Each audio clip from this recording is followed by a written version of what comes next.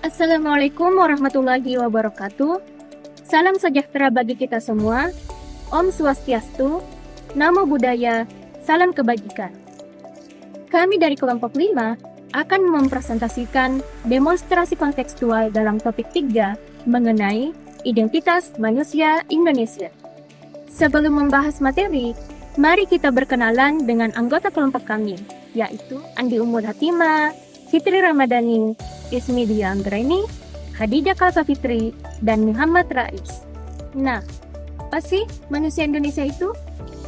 Bila menggunakan metode fenomenologi atau analisis eksistensial, manusia Indonesia berarti identitas manusia yang menghayati nilai-nilai kemanusiaan khas Indonesia. Kemanusiaan Indonesia mencakup nilai, jiwa, hasrat, martabat, sosialitas, relasionalitas, genitas, dialogalitas, dan berbagai tradisi manusia-manusia Indonesia dari waktu ke waktu, dari generasi ke generasi.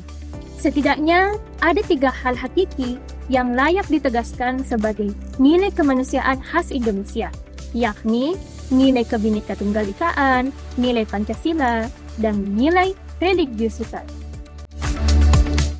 Terkait nilai Kebhinneka Tunggal-Ikaan, bagi masyarakat Indonesia, keragaman merupakan nilai yang khas dan menjadi salah satu identitas bangsa Indonesia.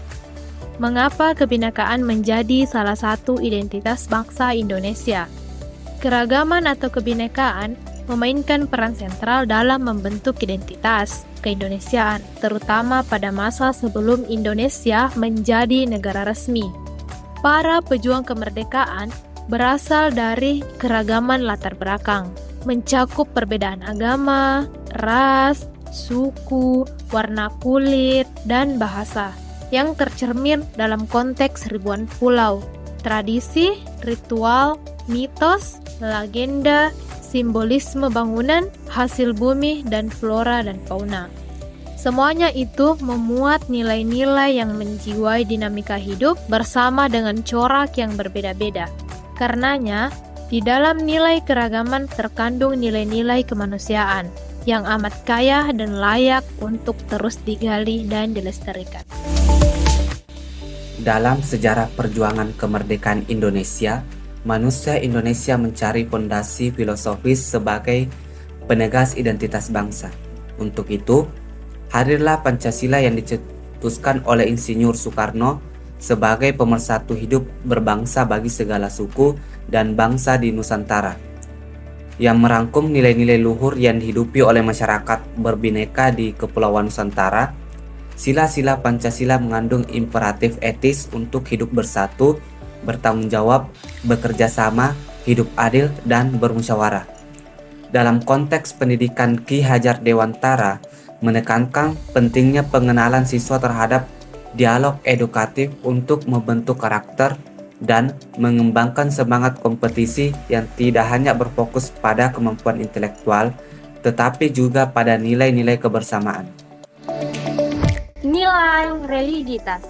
Religitas merupakan inti keberagaman dalam diri manusia, yaitu getaran hati dan kualitas batin yang mendorong sikap hidup bernilai.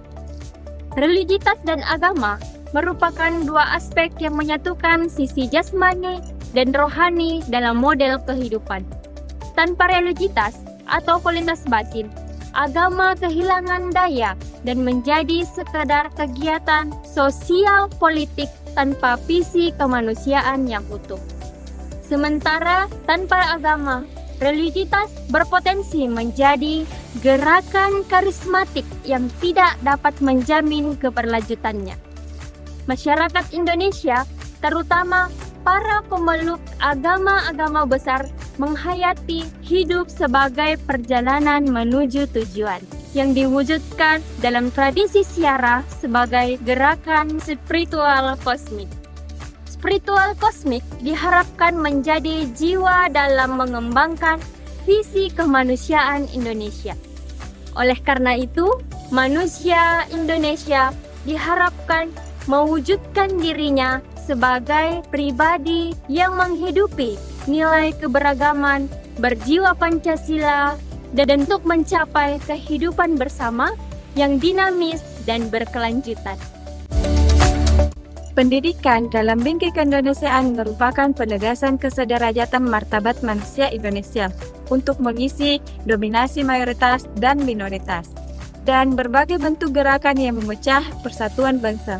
Dengan kata lain, pendidikan merupakan proses untuk melestarikan keagamaan, menemukan nilai-nilai yang menyatukan keragaman, dan melawan segala bentuk yang merongrong kesatuan. Karenanya, pendidikan mesti menjadi praktik hidup bersama yang saling peduli, mengasihi, menghargai, dan bukan saling mengalahkan dan menjatuhkan.